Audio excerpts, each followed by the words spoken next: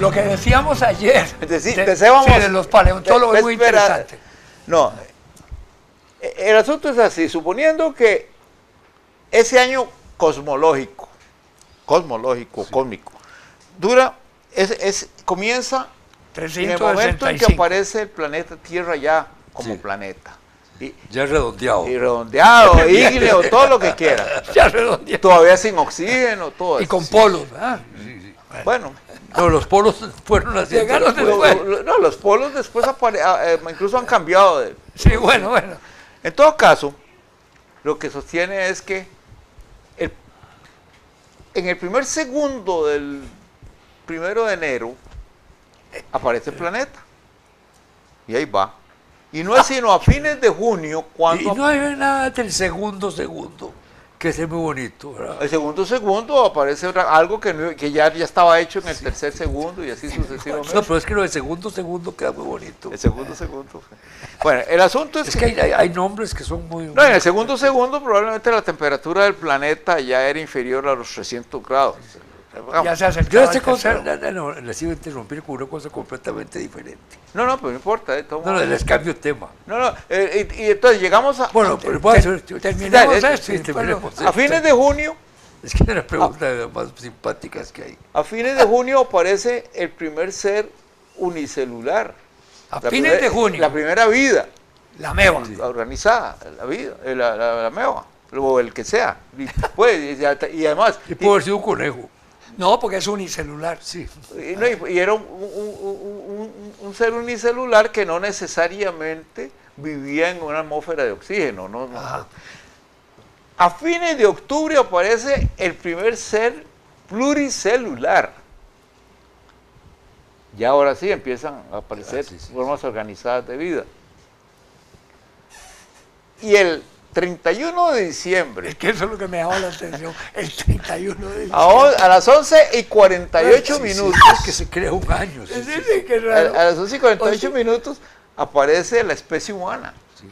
Entonces, y estamos a punto de oír la primera campanada del año siguiente. Eso qué raro. Bueno, pero no, da una idea. ¿Pero qué? No, yo no sé si la pregunta. No da una idea, es una ideota. Pero con E. ¿Ah? Pero con E. Con E, sí. Bueno, ¿qué ibas a contar? No, es otra cosa completamente distinta. A ver. Bueno, no sé cuántos papas ha habido en la historia de la humanidad, pero hay un papa que es el último de su nombre. ¿El último? De su nombre. Pedro. Así que no habrá más que se llamen como él. ¿Qué? Pedro. Siempre dicen que el último papa se llama hay Pedro. Uno que es imposible. Es decir, que no va a ser, no es Pedro. Pedro es una costumbre. Es que dicen... Es que hay un papa... Que tiene un nombre... que no se va a repetir. Un nombre que no se va a repetir. A repetir entre los papas. El nombre que adopta. Sí, el nombre que adopta, sí. ¿Cuál es? Sixto V. Sixto V, para que no haya Sixto VI. Sí. Sixto VI. No va a haber un Sixto VI. Sí, va a sonar muy raro, ¿verdad? Sí. Sixto VI. Qué raro. Ya lo habías dicho una vez. Una vez. Sí. Y era la primera vez que lo dije. Sixto. No lo pegaron. Sixto V, Sixto VI. Bueno. Bueno, no, es que según las escrituras, por lo menos, según los lectores que dicen conocer las escrituras, dicen que el último papa se llamará Pedro. Que por eso no volvieron a repetir el nombre, porque según ellos, el último papa se llamará Pedro. Entonces hay uno que dice, me pongo Pedro y se acaba la iglesia. Pues eso, la iglesia no, la humanidad. Eso dice. Pero un Sixto VI vendría si nombran papa a un tipo con sentido del humor. Sí. Y un Pedro vendría a un Francisco. Si hay uno que quiere echar a perder el mito, se nombra Pedro. Yo lo que no entiendo es por qué el actual no se llama Francisco I. No, él no quiso. Pero bueno, no es que no quiso, es que él es el primero. Sí, pero no. Él dijo que no, que él se ponía Francisco por Francisco de Asís y que era Francisco a secas. Lo que pasa, don Y Alberto, si viene otro, no, que pero, se pone Francisco No también. sé. No, Ya esa Alberto, yo parte creo no. que es que la situación es esta. En esa forma de nombrar a los reyes y príncipes y toda la cosa, el primero no tiene por qué suponer que habrá, no tiene por qué decir que espera que haya otros que adopten el nombre, que tengan ese nombre. Entonces esa es a partir del Entonces, segundo. a partir del segundo habrá que decirle segundo. Como usted dice, Alberto... Sí, porque no dice Pedro I. Pedro fue el primer papa. San Pedro claro. no dice Pedro I. Cuando ha habido ya, por ejemplo, en el caso de los zares, varios Pedros, entonces sí, ya para distinguirlo Sí, sí, hay claro. Pedro I, pero a la hora de escribir la historia, Sí. el título personal es Pedro, mientras sea el único. Sí, estaba repasando así si hay algún rey o algo que se llame primero, que se conoce como primero. Es que recuerdo que Pedro I, ya... Luego, si hay alguien que se conozca como primero, normalmente. Y no, sí, no caigo en ninguno. pero los historiadores sí acaban diciéndolo. Bueno, decime uno. Pedro I de Rusia. Claro. Es Sí. que, claro, Pedro el Grande. mientras él estaba Sí. vivo, Era Pedro. reinando, Pero lo calificaron de Pedro el Grande. Más bien Bueno, decían primero. Decían Pedro. pero vamos a ver, en los libros de historia, en la historiografía, es primero por una razón, ya que empieza a ser lógica, porque si estamos hablando de los... Sí, porque hay un Pedro II. porque hay Pedro II, y tal vez... Claro. el caso vamos a ver, ¿cómo se llama los de los suecos? El más Gustavo I de Suecia. Bueno, Carlos V, que era Carlos V de Alemania, era Carlos I de España. España, exacto. Bueno, exacto. eso se dio en varias Y oportunidades. se llamó, no, quiero decir, y se hacía llamar Carlos I. Bueno, tal vez para distinguir, por tener dos números. Por Carlos I, Carlos XV, Para ¿verdad? tener dos teléfonos. Sí, sí. No, pero es que en ese caso cada título le da poderes distintos. Sí, sí. Entonces, como Carlos I está reinando sobre España. de España y como Carlos V está tratando de reinar sobre el imperio que era ingobernable. Sí. Dice, iba a decir, no es Schopenhauer, ¿cómo se llama ese? Siempre Siempre se me olvida. ¿Quién? El periodista ese El periodista ese, yo le digo Schopenhauer, pero no es Schopenhauer. El El periodista. alemán, sí, de origen alemán. ¿Ah? Oppenheimer. Sí, dice Oppenheimer. ¿Es Dice alemán? Oppenheimer. ¿Ah? No es. Oppenheimer es argentino, yo creo. Bueno, por Él eso. nació en Argentina, pero su el papá era apellido, alemán. el apellido. Ah, bueno. Ah, bueno, claro. Y que tus sí, abuelos fueron españoles. Bueno, pero es que es otra cosa. Además, vos incluso tenés un abuelo alemán. ¿Ves? Ya no es. Ah, no tenés un abuelo alemán. Sí, sí, vos. tengo un abuelo alemán. Pero dime, no, es que en esa entrevista que hizo, que dijo que Putin estaba recreando el imperio de los zares. Y se pone uno a pensar y de veras está haciendo una cosa putiniana que se está recreando el imperio de los zares. No, pero el imperio de los zares no dejó de existir nunca, estrictamente hablando. Ha cambiado el régimen. Como que no dejó de existir nunca. No. Para usar un término costarricense, no se lo apiaron. No, pero lo que quiero decir es Pero que sigue siendo enorme. el Estado, Sigue siendo ahí. El tipo sí, de gobierno sí, que tenga. Sí, ok, sí. además, La base. el nombre de imperio Sí, no sí, se sí. lo pierde por una razón muy sencilla, porque es un Estado multinacional. Sí, sí, siempre. sí. No, Sí, sí, eso, claro. Eso es una vacuidad. No, pero él no dijo imperio, él dijo el régimen de los zares. Yo fui el que Bueno, dije. el régimen tal vez sí. Eso fue lo que dijo. Sí, claro. Sí, no dijo imperio. Yo Porque, de ahí no. Es como decir, el imperio británico, si hubiera sido una república, habría dejado de ser imperio, ¿no? Como la república romana, ¿en qué más? En el, Siguió El siendo imperio francés fue un imperio francés con república. exacto. Sí, así es. Sí. No, pero el Roma es exacto el calificativo. Porque, ¿se acuerdas ese emblema de las legiones que nunca perdió la R digo, no me equivoqué, era el Senado. Era el Senado que eludía. Sí, no. Pero eso es, un imperio. ¿Qué ibas a decir? No, me dejaste intrigado. No, de Te pronto. lo tragaste. Es como me pasa a mí a veces. No, porque me estaba equivocando. Me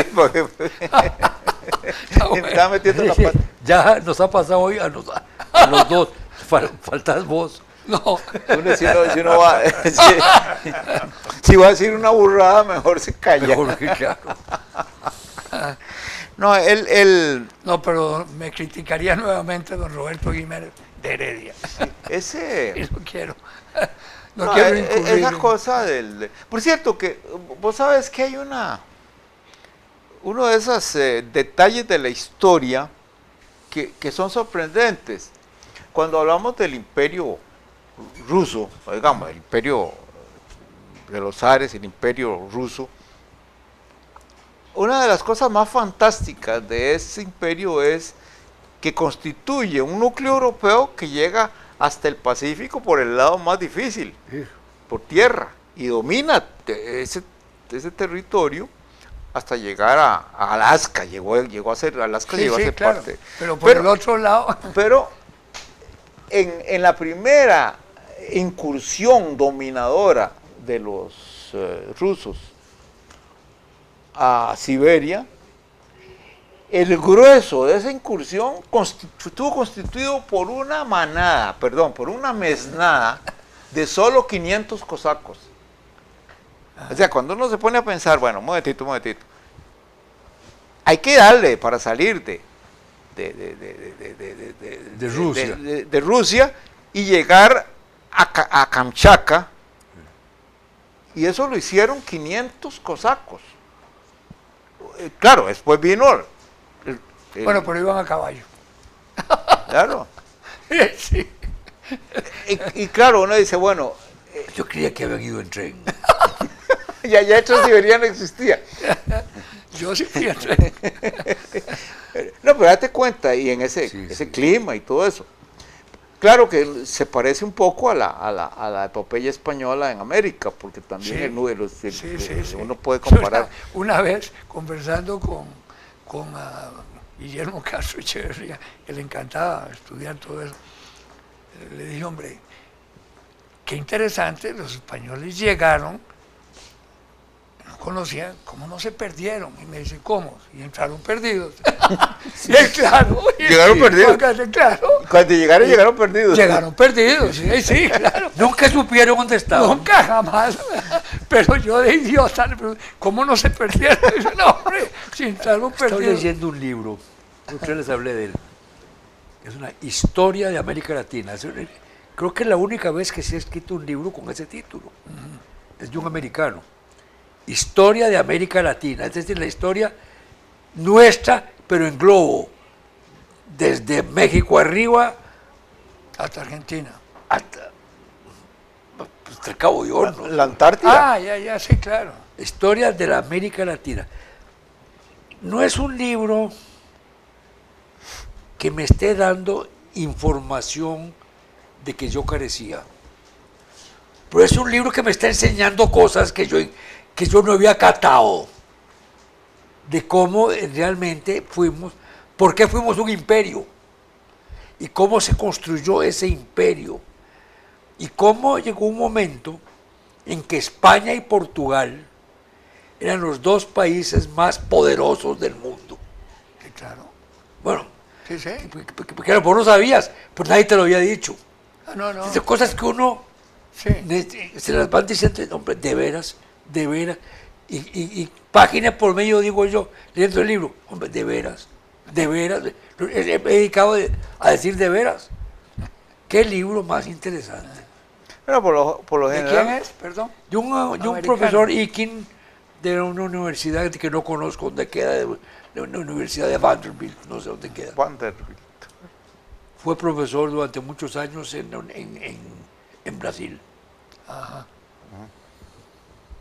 Pero es curioso, nadie había emprendido la tarea de escribir una historia de América Latina, ve qué raro. Yo no, estoy leyendo ahora. He visto algo parecido.